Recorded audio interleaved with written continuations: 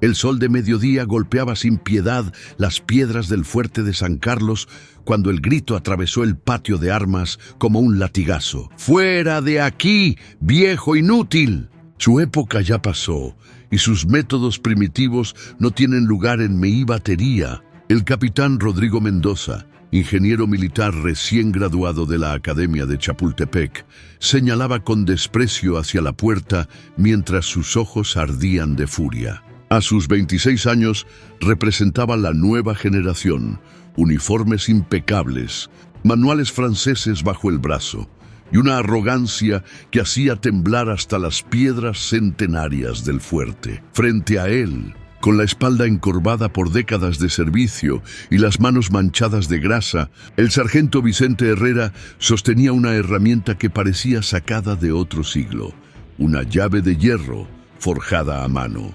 Irregular, con marcas de martillo todavía visibles en su superficie oxidada.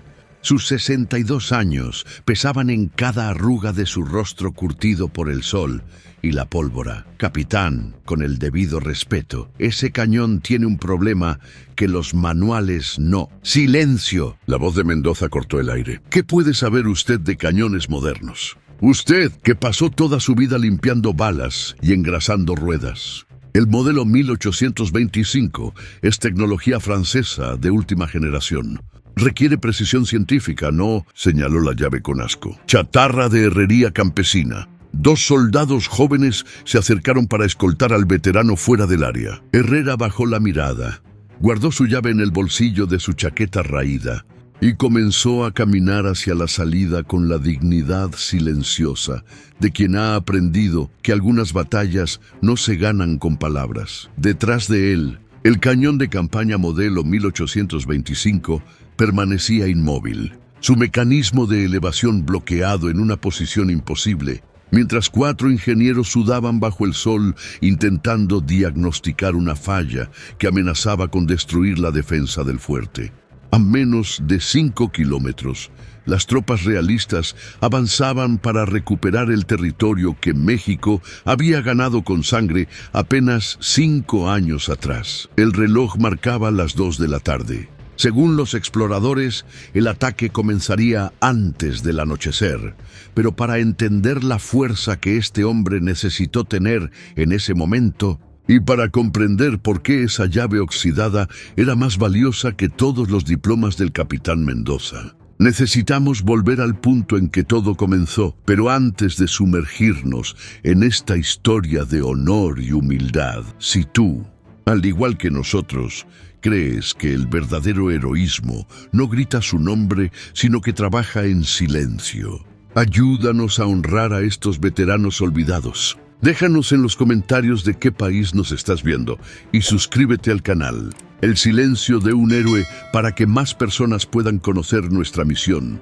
de rescatar historias de honor y valor que el tiempo intenta borrar. 24 horas antes, el sargento Vicente Herrera había comenzado su día, como todos los demás, desde hacía 3 años. Antes del amanecer, recorriendo el arsenal subterráneo del fuerte de San Carlos con su lámpara de aceite, verificando cada pieza de artillería con la meticulosidad de un padre que cuida a sus hijos. El fuerte, construido durante el virreinato español, había sido testigo de la transformación de México. Sus muros de piedra volcánica habían visto pasar generaciones de soldados, desde los días del rey hasta la gloriosa independencia. Y Vicente Herrera había estado allí para casi todo.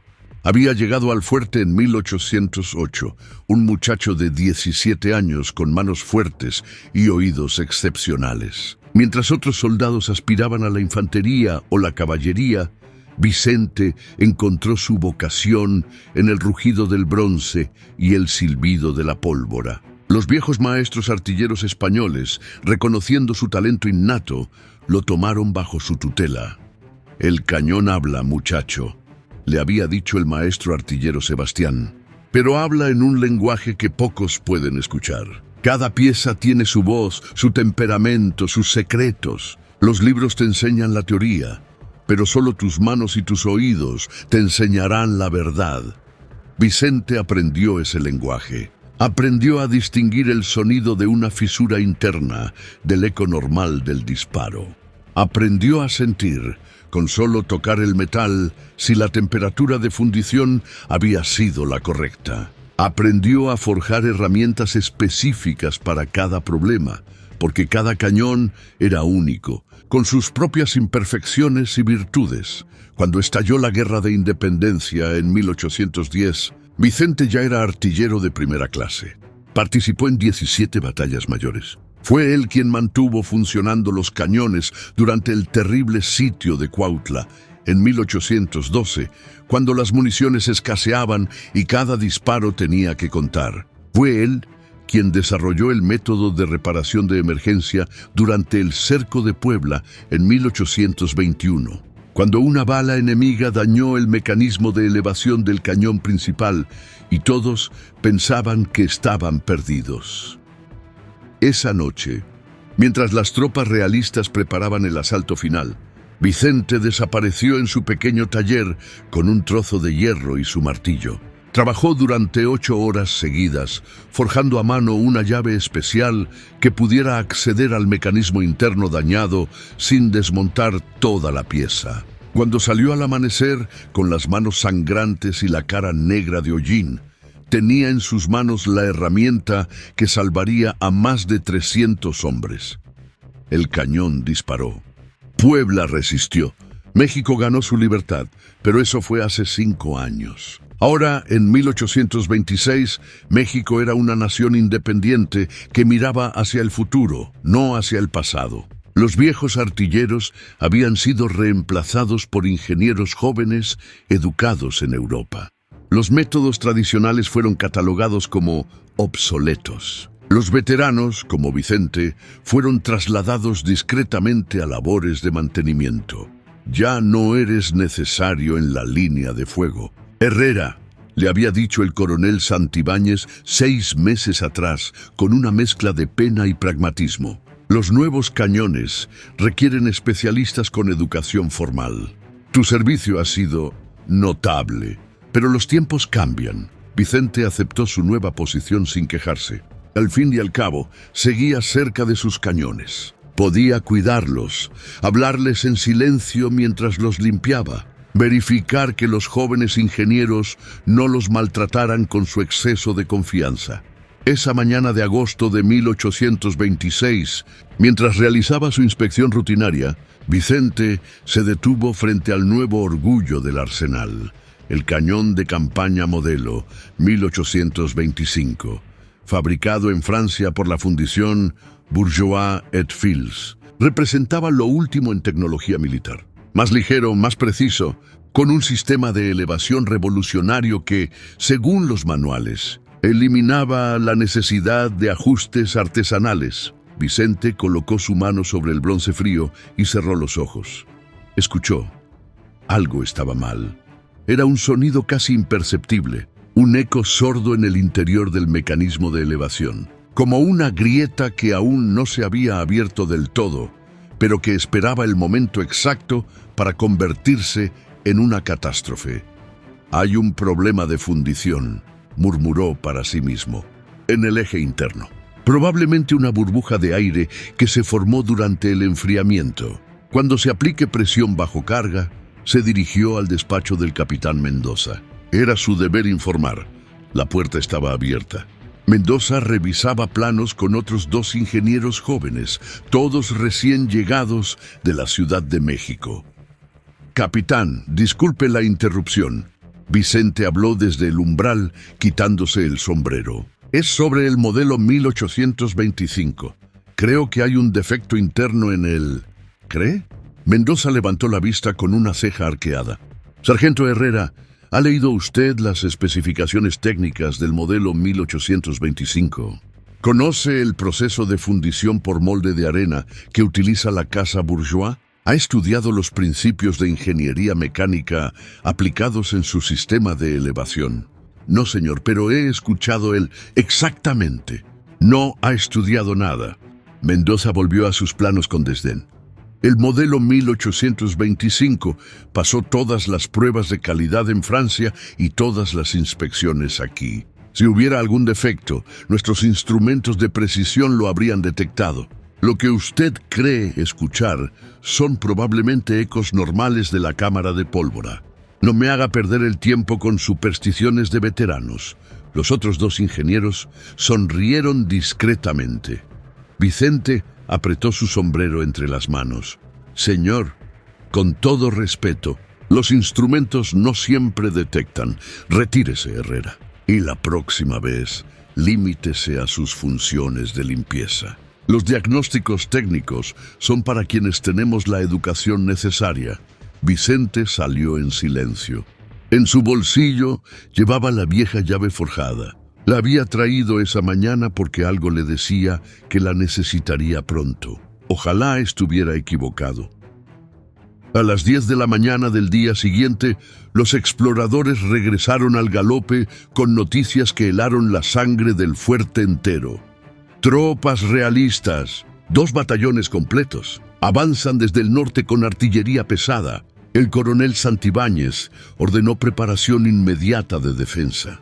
Las tropas realistas, derrotadas pero nunca completamente eliminadas, habían reorganizado sus fuerzas en las montañas. Ahora venían a recuperar el fuerte de San Carlos, una posición estratégica que controlaba el paso hacia 3 ciudades importantes.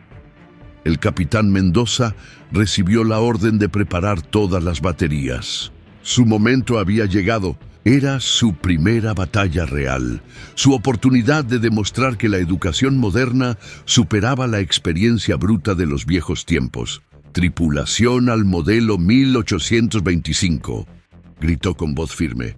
«Esa es nuestra pieza principal. Posición de combate en el baluarte norte». Los soldados se movieron con precisión militar. El cañón fue transportado a su posición. Las municiones fueron distribuidas. Todo según el manual. Mendoza supervisaba cada movimiento con satisfacción. Esto era la guerra moderna. Orden, método, ciencia. A las 11:30, las tropas enemigas aparecieron en el horizonte. A las 12, estaban a rango de tiro. «Preparen el modelo 1825 para disparo de elevación máxima», ordenó Mendoza. «Vamos a sorprenderlos desde arriba». El artillero jefe giró la manivela de elevación. Clic, clic, clic, y entonces, nada. El mecanismo se había bloqueado a 20 grados de elevación. La manivela no se movía ni hacia adelante ni hacia atrás. «Capitán, el mecanismo está trabado». «Imposible». Mendoza se acercó rápidamente. «Déjeme ver». Intentó forzar la manivela. No cedió ni un milímetro. Debe ser solo rigidez por falta de uso. Apliquen más fuerza». 2 soldados intentaron mover la manivela entre ambos. El metal crujió peligrosamente, pero el bloqueo permaneció. En ese momento, desde su puesto en el arsenal, Vicente Herrera escuchó el sonido. Ese crujido metálico específico que había predicho. El defecto de fundición se había manifestado exactamente cuando más presión se aplicaba al sistema. Dejó su trapo de limpieza y comenzó a caminar hacia el baluarte norte. «Traigan los manuales técnicos», ordenó. Mendoza, con la primera nota de pánico en su voz. «Tiene que haber un procedimiento para esto». 3 ingenieros se reunieron alrededor del cañón con los gruesos volúmenes de especificaciones francesas. Pasaron páginas frenéticamente. El manual mostraba diagramas del mecanismo de elevación, pero ninguna sección de resolución de problemas para un bloqueo interno. «¿Y si desmontamos la pieza?», sugirió el teniente Vargas. «Eso tomaría 4 horas», respondió Mendoza. «No tenemos 4 horas». Las tropas realistas seguían avanzando. Ya estaban a 1500 metros. Pronto estarían dentro del rango efectivo de sus propios cañones. Vicente llegó al perímetro del baluarte. Un cabo joven le bloqueó el paso. «Lo siento, sargento». «Órdenes del capitán Mendoza. Solo personal de artillería activa. Pero el cañón está». «Lo sé, pero las órdenes son claras». Vicente observó desde la distancia. Vio cómo los ingenieros insertaban barras de palanca intentando forzar el mecanismo. Vio cómo medían con calibradores buscando desalineaciones visibles. Vio cómo consultaban los manuales una y otra vez. Con creciente desesperación, ninguno de ellos estaba escuchando al cañón. A las 12:40, Mendoza tomó una decisión desesperada. Traigan aceite penetrante. Vamos a inundar el mecanismo y esperar que se afloje. Capitán, eso podría dañar permanentemente el sistema, advirtió el teniente Vargas. ¿Y qué otra opción tenemos? Mendoza ya no intentaba ocultar su pánico. Si ese cañón no dispara, no podemos defender la posición. Vicente no pudo contenerse más. Atravesó el perímetro ignorando los gritos del cabo. Capitán Mendoza, yo puedo. ¡Usted! Mendoza se giró con los ojos inyectados de furia y miedo. ¿Qué parte de retírese no entendió ayer? Viene a decirme, te lo dije. Viene a presumir su supuesta experiencia mientras hombres están a punto de morir. No, señor. Vengo a reparar el cañón. Una risa histérica escapó de la garganta de Mendoza. ¿Reparar? Usted va a reparar lo que 4 ingenieros con educación universitaria no pueden diagnosticar. ¿Con qué? Con su... Vio la llave en la mano de Vicente. ¿Con esa basura oxidada? Vicente dio un paso adelante. Su voz era tranquila pero firme. Esta basura oxidada salvó 300 hombres en Puebla. Este cañón tiene un defecto de fundición en el eje interno del mecanismo de elevación. Una burbuja de aire que creó un punto débil. Cuando ustedes aplicaron presión, el metal cedió parcialmente, creando una deformación que traba todo el sistema. El aceite no va a funcionar. Desmontar la pieza no va a funcionar a tiempo. Pero si me dejan, ¡suficiente! El grito de Mendoza resonó en todo el baluarte. Su presencia aquí es una interferencia obsoleta. Está socavando la autoridad de oficiales capacitados con sus supersticiones de viejo. Guardias, escolten al sargento Herrera fuera de este baluarte inmediatamente. Y si intenta volver, lo meto en el calabozo por insubordinación. 2 soldados agarraron a Vicente por los brazos. El veterano no opuso resistencia. Simplemente dejó que lo llevaran mientras su mirada permanecía fija en el cañón bloqueado. Mientras lo escoltaban hacia la salida, escuchó a Mendoza dar otra orden desesperada. «Traigan martillos. Vamos a intentar percusión controlada en el eje externo». Vicente cerró los ojos. Sabía exactamente qué iba a pasar. El golpe en el lugar equivocado no solo no resolvería el problema, podría fracturar completamente el mecanismo, convirtiendo el cañón en chatarra permanente. A las 12:55, el sonido inconfundible de metal rompiéndose atravesó el aire del fuerte. El mecanismo de elevación del modelo 1825 se había fracturado internamente. El cañón más avanzado de México era ahora un adorno de bronce inútil. El silencio que siguió fue más aterrador que cualquier batalla. Y entonces, una voz atravesó ese silencio como un trueno. ¿Alguien puede explicarme qué demonios está pasando en mi fuerte? El general Francisco Ramírez apareció en el baluarte como una tormenta hecha carne. A sus 58 años, su figura imponente todavía irradiaba la autoridad de quien había peleado en 32 batallas y ganado 29 de ellas. Las cicatrices en su rostro no eran decoraciones, eran mapas de dolor ganado con honor. Había estado en una reunión estratégica en la Ciudad de México cuando recibió la noticia del ataque inminente. Cabalgó durante 18 horas seguidas para llegar a tiempo. Lo que encontró lo llenó de una furia fría. Capitán Mendoza, su voz era peligrosamente calmada. Explíqueme por qué nuestro cañón principal está destruido mientras el enemigo está a menos de 1000 metros. Mendoza se cuadró, intentando recuperar compostura. Mi general, hubo un defecto imprevisto en el mecanismo de elevación. Aplicamos todos los protocolos estándar, pero... ¿Protocolos estándar? El general dio un paso adelante. Los protocolos estándar incluyen ignorar advertencias de su personal experimentado. Yo soy mi general, no había advertencias verificadas técnicamente. No, El general se giró hacia uno de los soldados que había escoltado a Vicente. «Cabo Fernández, ¿es cierto que el sargento Herrera fue removido de este baluarte hace 30 minutos?» El cabo tragó saliva. «Sí, mi general, por órdenes del capitán Mendoza». «¿Y es cierto que el sargento Herrera intentó advertir sobre un problema en este cañón?» «Sí, mi general. Lo escuché decir algo sobre un defecto de fundición». La mandíbula de Mendoza se tensó. El general Ramírez se giró hacia él con ojos que parecían atravesar el alma. «Déjeme ver si entiendo correctamente, capitán. Un veterano artillero con 40 años de servicio, un hombre que ha visto más batallas que todos sus ingenieros combinados, le advirtió específicamente sobre un problema. ¿Y su respuesta fue expulsarlo?»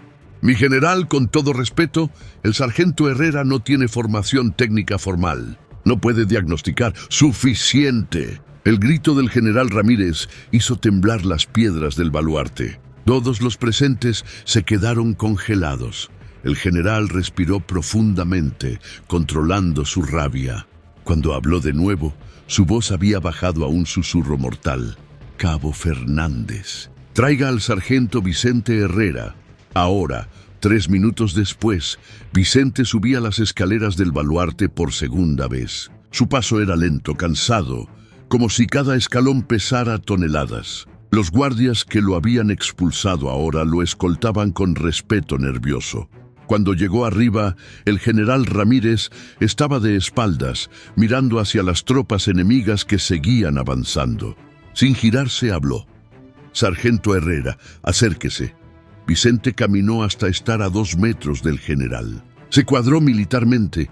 A pesar de sus 62 años y su espalda adolorida, el general finalmente se giró. Sus ojos se encontraron con los de Vicente y por un momento algo pasó entre ellos. Un reconocimiento, una memoria compartida. «Cuénteme, Herrera, ¿qué ve cuando mira ese cañón?» Vicente se acercó al modelo 1825 destrozado. Colocó su mano sobre el bronce, cerró los ojos y escuchó. «Veo una pieza magnífica, mi general. Tecnología francesa de primera. Pero también veo una fundición apresurada. Veo un maestro fundidor que tal vez tuvo que cumplir con una cuota y no dejó enfriar el metal lo suficiente. Veo una burbuja de aire que quedó atrapada en el eje interno del mecanismo de elevación, creando un punto débil invisible a cualquier instrumento.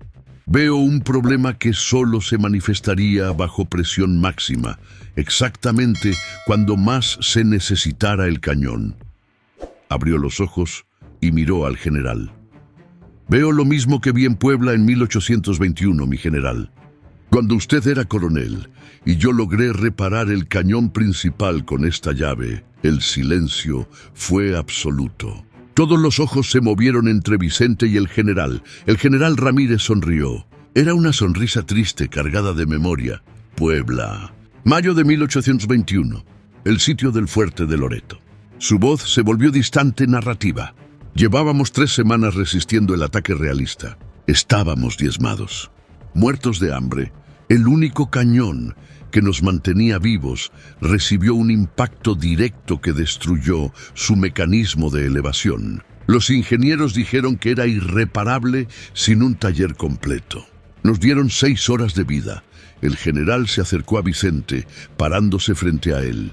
Entonces apareció un artillero con manos de herrero. Un hombre que había forjado algo que parecía un trozo de chatarra, pero que había sido diseñado específicamente para acceder a los puntos ciegos del mecanismo. Trabajó durante 8 horas en el infierno del taller, mientras las balas caían alrededor. Y cuando salió, el general levantó su voz para que todos escucharan. Cuando salió, ese cañón disparó 17 veces seguidas. 17 disparos que rompieron el asedio. 17 disparos que salvaron 300 vidas y cambiaron el curso de la batalla de Puebla. Se giró hacia el capitán Mendoza, que había palidecido completamente. Ese artillero era el sargento Vicente Herrera, el hombre al que usted llamó obsoleto, el hombre cuya chatarra usted despreció. El hombre que es, literalmente, el único soldado en todo México que ha desarrollado métodos de reparación de emergencia que ningún manual europeo contiene. El general hizo una pausa, dejando que las palabras calaran. ¿Sabe por qué lo llaman el mudo de bronce entre los veteranos, capitán? Porque Herrera no habla mucho, pero los cañones le hablan a él. Y cuando él les habla de vuelta con sus manos y sus herramientas, los cañones le obedecen. El general dio un paso atrás y ejecutó un saludo militar perfecto frente a Vicente Herrera. Sargento, este fuerte está bajo su comando en todo lo referente a artillería. ¿Puede salvar ese cañón? Vicente miró la pieza destrozada. Luego miró al general. Finalmente sacó su llave forjada del bolsillo.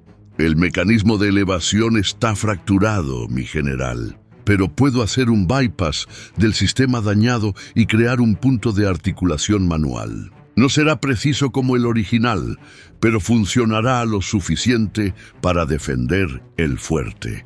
Necesito 45 minutos. Tiene 30. Vicente asintió y se puso a trabajar inmediatamente.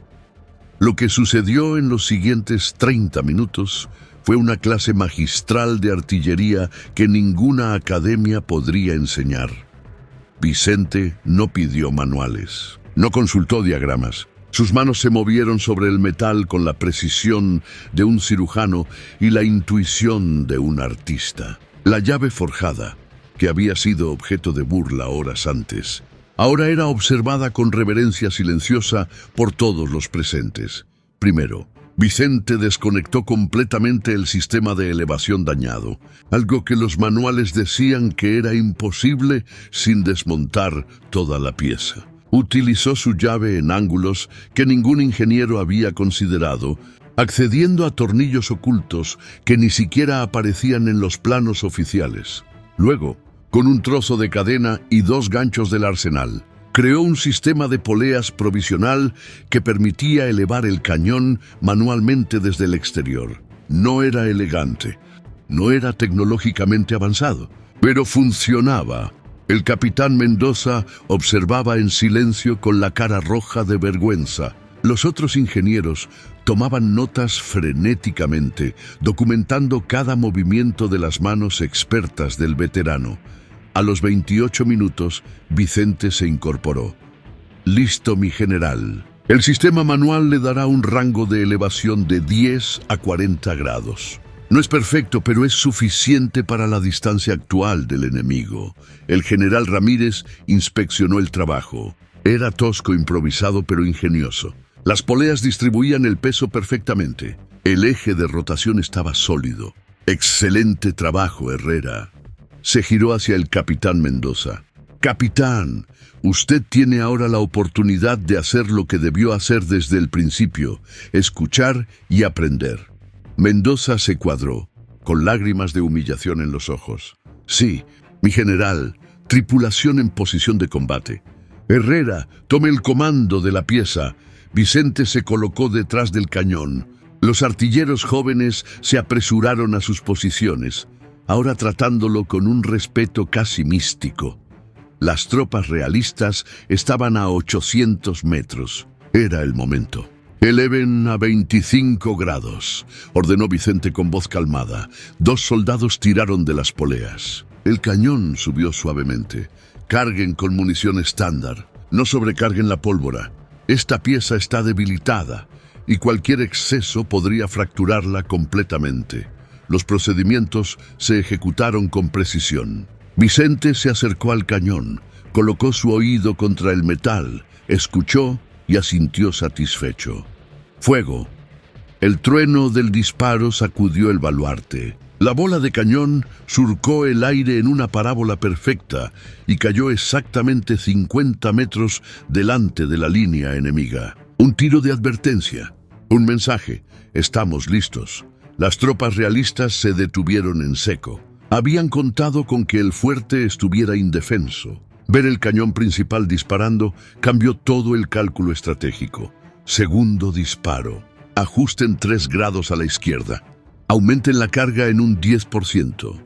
El segundo disparo impactó directamente en la primera línea enemiga. La confusión y el pánico se propagaron entre las tropas realistas. Para cuando Vicente ordenó el tercer disparo, el comandante enemigo ya había dado la orden de retirada. No iban a arriesgar un asalto frontal contra un fuerte que, contra todas las probabilidades, seguía teniendo artillería funcional. El fuerte de San Carlos estaba a salvo. Esa noche, el general Ramírez reunió a todos los oficiales en el salón principal. «Caballeros», comenzó, «hoy aprendimos una lección que vale más que cualquier título académico. La educación es valiosa, la ciencia es esencial, pero la experiencia y la humildad son irreemplazables». Miró directamente al capitán Mendoza. «Capitán, a partir de mañana usted pasará 6 meses bajo la tutela directa del sargento Herrera. Aprenderá lo que los libros no pueden enseñar. Aprenderá a escuchar lo que el metal tiene que decir. Y aprenderá, sobre todo, que el rango no otorga sabiduría automática». Mendoza se cuadró, con la voz quebrada por la emoción. «Sí, mi general, será un honor». El general se volvió hacia Vicente, que permanecía de pie en una esquina incómodo con tanta atención. «Sargento Vicente Herrera, por la presente, queda nombrado maestro artillero e instructor de honor del fuerte de San Carlos. Su salario será aumentado al nivel de teniente.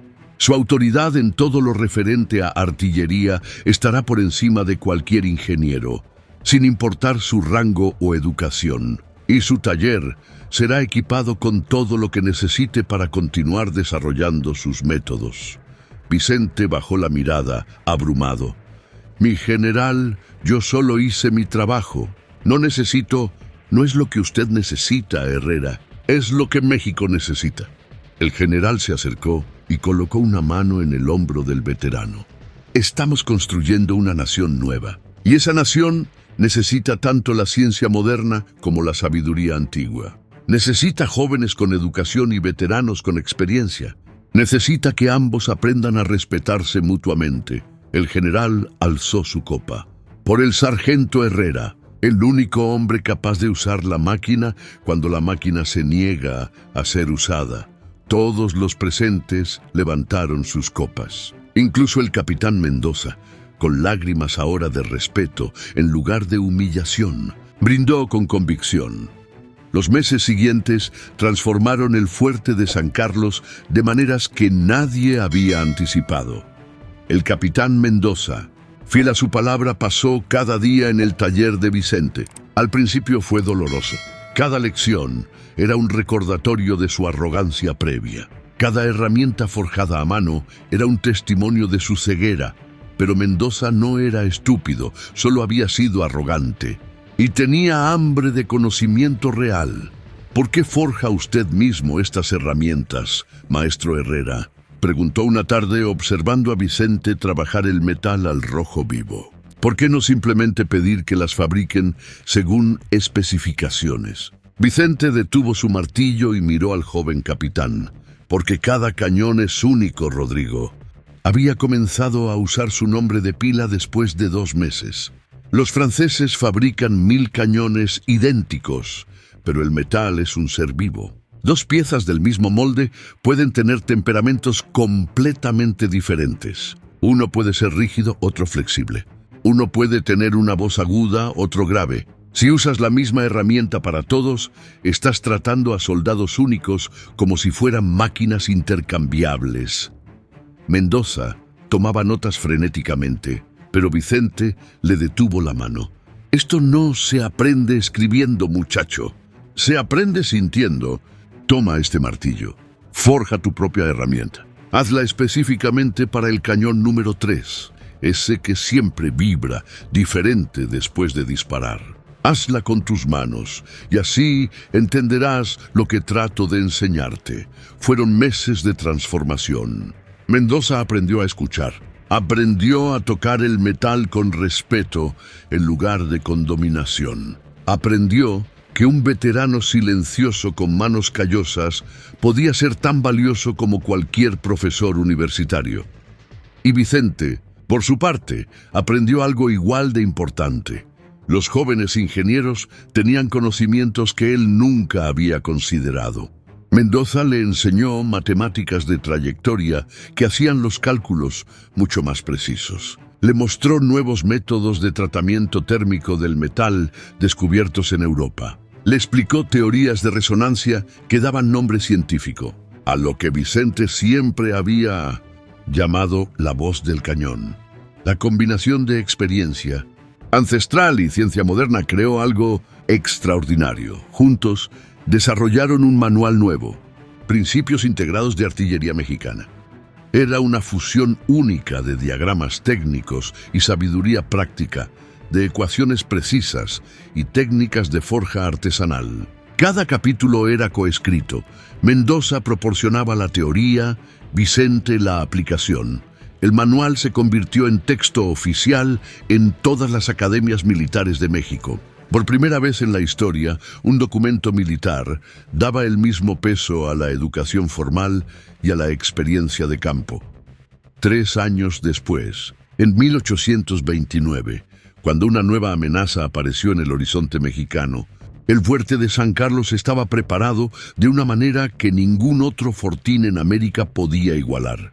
Su artillería no era solo la más moderna, era la más sabia. Cada cañón tenía asignado un equipo que incluía tanto un ingeniero joven como un artillero veterano. Las herramientas estándar se complementaban con piezas forjadas específicamente para cada máquina.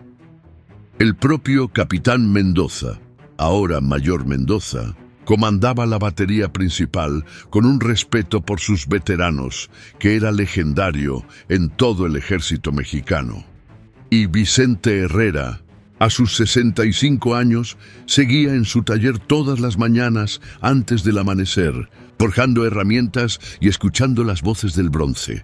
Pero ahora, cuando caminaba por el fuerte, los soldados jóvenes no veían a un viejo obsoleto. Veían a una leyenda viviente.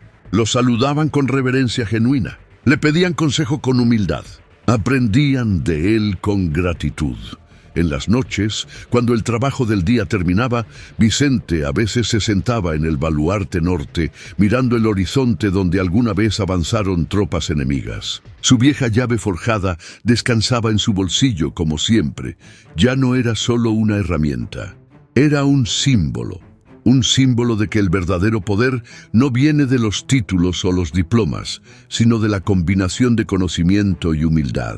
De que la tecnología más avanzada es inútil sin la sabiduría de quien entiende su alma. De que el heroísmo más grande a menudo trabaja en silencio, sin pedir reconocimiento, esperando pacientemente el momento en que será necesario. Vicente Herrera nunca buscó gloria, nunca exigió respeto, nunca presumió de sus hazañas. Simplemente siguió haciendo su trabajo día tras día, con las manos callosas y el corazón humilde de quien entiende que servir es más noble que ser servido. Y cuando finalmente cerró los ojos por última vez en 1834, en la edad de 71 años, todo México lloró la pérdida de un héroe que nunca necesitó gritar su nombre para ser recordado eternamente.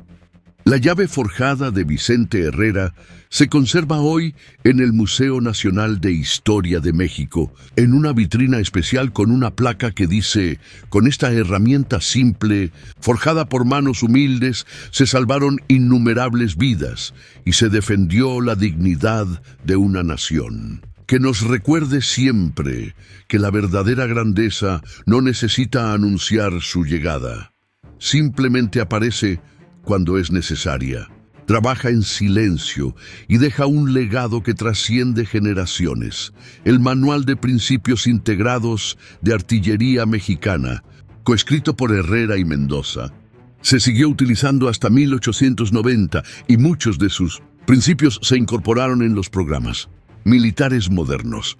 Pero el verdadero legado de Vicente Herrera no está en museos ni en manuales. Está en cada veterano que es tratado con respeto en lugar de ser descartado como obsoleto. Está en cada joven profesional que aprende a equilibrar su educación con la humildad de escuchar a quienes tienen experiencia, está en cada momento en que alguien elige la sabiduría sobre la arrogancia, el servicio sobre el ego, la sustancia sobre la apariencia. Está en el silencio de los héroes verdaderos, que no necesitan aplausos, porque su satisfacción viene de saber que hicieron lo correcto. Incluso cuando nadie estaba mirando, Vicente Herrera fue, literalmente, el único capaz de usar la máquina cuando la máquina se rompió. Pero su verdadero poder no estaba en sus manos hábiles o en su oído extraordinario. Estaba en su espíritu inquebrantable de servicio, en su humildad que nunca se convirtió en resentimiento, en su silencio que hablaba más fuerte que 1000 discursos. Era un héroe que no necesitaba gritar para ser escuchado, y por eso su eco resuena hasta el día de hoy. Si la historia de Vicente Herrera tocó tu corazón, demuestra tu apoyo. Déjanos en los comentarios cuál fue la mayor lección que sacaste de este relato de humildad y valentía. ¿Conoces a algún veterano o persona mayor en tu vida cuya experiencia merece más respeto? Cuéntanos su historia. Ayúdanos a difundir este mensaje de honor y sabiduría compartiendo este video con las personas que amas. Cada compartida es un saludo a todos los Vicente Herreras del mundo, los héroes silenciosos que sostienen civilizaciones con sus manos callosas y sus corazones humildes. Únete a nosotros en el silencio. De un héroe para más relatos que celebran el verdadero significado del honor, del sacrificio y de la grandeza que no necesita títulos para ser eterna. Porque al final, los verdaderos héroes no son quienes gritan más fuerte, son quienes trabajan en silencio, sirven con humildad y dejan un legado que trasciende su propia mortalidad. Vicente Herrera fue uno de ellos, y su historia merece ser contada. Hasta el próximo relato de honor y silencio.